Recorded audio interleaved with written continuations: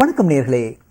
இனிக்கும் இந்த மாலை வேளையிலே அருமையான வெயில் வெளியிலே தவழ்ந்து கொண்டிருக்கும் இனிய வேளை.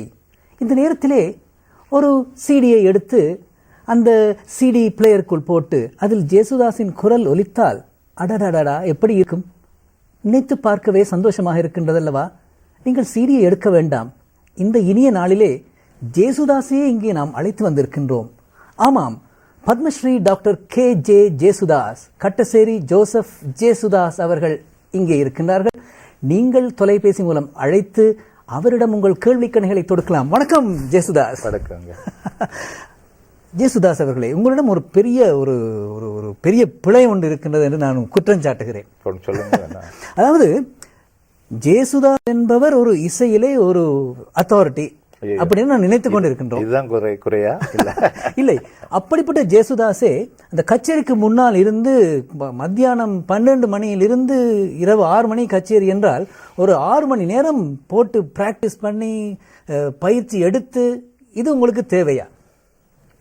இதுக்கு உதாரணமா சொல்லும்போது என் குரு, என்னோட மாஸ்டர், அதாவது என்னோட குரு செம்பே சொன்ன வார்த்தை தான் ஞாபகம் வருது. நம்ம சொர்ண பாத்திரம் இருக்கு பாருங்க. ஆமா, தங்க பாத்திரம். அது இல்லாமல் செம்பு பாத்திரம் இருக்கு. ஆமா, இந்த ரெண்டுத்துக்கும் நீங்க ரெண்டும் வச்சு பாருங்க, சத்தம் ஜாஸ்தி வர்றது செம்பு பாத்திரத்துக்கு தான். ஆமா. ஆனா தங்க பாத்திரத்துக்கு சத்தம் கம்மி. ஆமா. அதை தொடக்க வேண்டாம், ஒண்ணுமே பண்ண வேண்டாம், வச்சுட்டே இருக்கலாம். இதை தினமும் தொடக்கலைன்னா அழுக்காயிடும், அப்புறம் சத்தம் மாறிடும். அதே மாதிரி நம்ம தினமும் இதுக்கு பயிற்சி கொடுக்கலன்னா இந்த குரல் கெட்டு போயிடும். ரொம்ப கவனமாக இதை அந்த செம்பு பாத்திரம் மாதிரி எப்போவுமே க்ளீன் பண்ணிகிட்டே இருக்கணும். அந்த க்ளீனுங்கிறது தான் நம்ம சாதனை, நம்ம ப்ராக்டிஸ் எப்போவுமே பண்ணி. Practice makes a person perfect.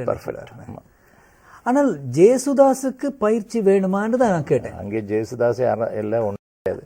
எப்போவுமே ஒரு ஸ்டூடெண்ட் தான். எந்த நேரமும் ஒரு ஸ்டூடெண்டாகத்தான் வாழணும் நம்ம. அதுக்கு உதாரணமாக முகமது நபி சொல்லியிருக்கு. ஏன்னா யார் இப்போ நம்ம வித்தியாசமாக ஒன்றும் நினைக்க வேண்டாம். என்னை பொறுத்த வரைக்கும் எல்லாம் ஒரே தெய்வம். ஏன்னா யார் நல்லது சொல்லியிருக்கோ அதை நம்ம எடுக்கிறதா இருந்தால் அதுக்கு குணம் இருக்குது நமக்கு. அது சொன்னால் ஒரு மனிதன் பிறந்தாச்சுன்னா இறந்து அந்த அதாவது அந்த இதுக்கு போகிறது வரையும் படிச்சுட்டு இருக்கணும்னா யூனிவர்சிட்டிக்கு போகணும்னு இல்லை சொல்கிறது. ஒவ்வொரு விஷயத்தையும் அவன் படிச்சுட்டு அதுக்கு ரிசர்ச் பண்ணி அதுக்கு வாழ்க்கையை என்னென்ன புது புது பண்ணிக்கலாங்கிறது செய்யலைன்னா அவன் மனிதன் இல்லைன்னு சொல்கிறான். இப்போ ஜேசுதாஸ் இன்னும் ஸ்டூடெண்ட்டாக தான் இருக்கிறது தான். இப்போ நீங்கள் கர்நாடக சங்கீதம் பாடுகிறீர்கள், அதே சினிமாவிலையும் பாடுகிறீர்கள். எனக்கு ஒரு பெரிய சந்தேகம் ரொம்ப நாளாக மனசில் போட்டு குறைஞ்சிக்கிட்டே இருந்தது. என்னென்னா, இப்போ நீங்கள் ஒரு ராகம் பாடுறீங்க சார், கர்நாடக சங்கீதத்தில் பாடுறீங்க, அழகான ஒரு மோகன ராகத்தில் பாடுறீங்க.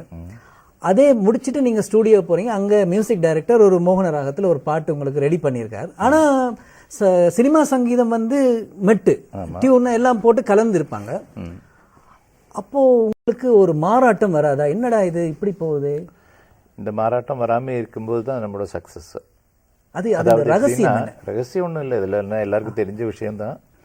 அது ஒவ்வொரு இதில் பயிற்சி அடைந்தவங்களுக்கு நல்லா தெரியும், அதவங்களுக்கு அது தெரியாது. இப்போ நீங்கள் சந்தேகம்னு சொன்னதுனால நான் அது சொல்லலை. எப்படின்னா இந்த 7 சுரங்கள் தான் இருக்குது. இந்த 7 சுரங்களில் அடங்கி இருக்கிற ஒவ்வொரு நுனிப்பான சுரங்கள் எவ்வளவுங்கிறது தெரியறதுக்குன்னா ஒரு அதை பயிற்சி பண்ணவனுக்கு தான் தெரியும். ஒருவேளை இப்போ சப்போஸ் இன்னும் ஒரு பாடல் இருக்குது, சரிக பத சதபகரி ச, இதுதான் மோகனம். அதில் நம்ம ஹார்மோனியத்தில் வாசிக்கும் போது இட்ஸ் நாட் கரெக்டான நோட்டு கிடைக்கும். ஆனால் நம்ம பாடும்போது கதப கப கரி க, அதில் ஏதோ மறைந்திருக்கிற கமகங்கள் இருக்குது, மறைந்திருக்கிற ஒவ்வொரு சுரங்களும் இருக்குது. அதை நம்ம இணைக்கும்போது தான் ராக பாவம் வர்றது. இது கர்நாடக சங்கீதம்னு சொல்கிறதுக்கு அவங்க வச்சுருக்காங்க. இதில் போய் ஒவ்வொரு ராகங்களுக்கும் நீங்கள் மோகனம்னு சொன்னதுனால மோகனம் சொல்கிறேன். மோகனத்தில் தைவதம், பஞ்சமம், காந்தாரம், ரிஷபம், ஷட்ஜம், இவ்வளவுதான். அதுல மத்தியமும் கிடையாது, நிஷாதம் கிடையாது. அப்ப இந்த நிஷாத டச்சை நம்ம பண்ணியாச்சுன்னா அது தப்பு. ஆமா. ஆனா அந்த இடத்துக்கு நம்ம போகல. அப்போ சினிமா மியூசிக் டைரக்டர் கண்டிப்பா டச் பண்ணா அது சுகத்துக்காக. அது வந்து மோகன சொல்லக்கூடாது, அந்த மோகன மாதிரி அப்படின்னு சொல்லலாம். மோகனத்தை அடிப்படையாக வச்சுட்டு அதுக்கு சுகத்துக்காக ஒரு எஃபெக்டுக்காக பண்ணலாம்.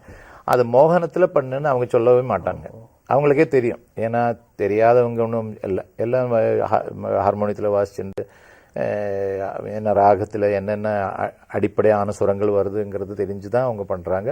அதனால அது ஏதாவது கொஞ்சம் மாறுதல் வந்தாச்சுன்னா அவங்களுக்கு தெரியும், இது கொஞ்சம் வித்தியாசமாக பண்ணியிருக்கேன்னு சொல்லுவாங்க.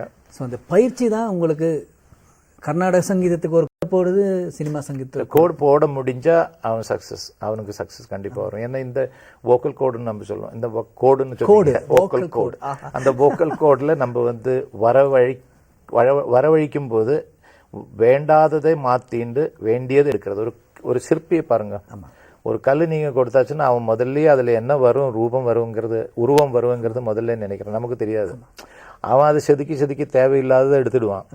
எடுத்து அப்புறம் ஒரு பிரமாதமான ஒரு உருவம் அதுக்குள்ள இருக்கிறது அவனுக்கு முன்னாடியே தெரியும். அந்த மாதிரி நான் தேவையில்லாத இடத்துல போகாம நம்ம வந்து அதை பிடிக்க வேண்டிய இடத்துல பிடிச்சாச்சுன்னா அது சுகமா இருக்கும்.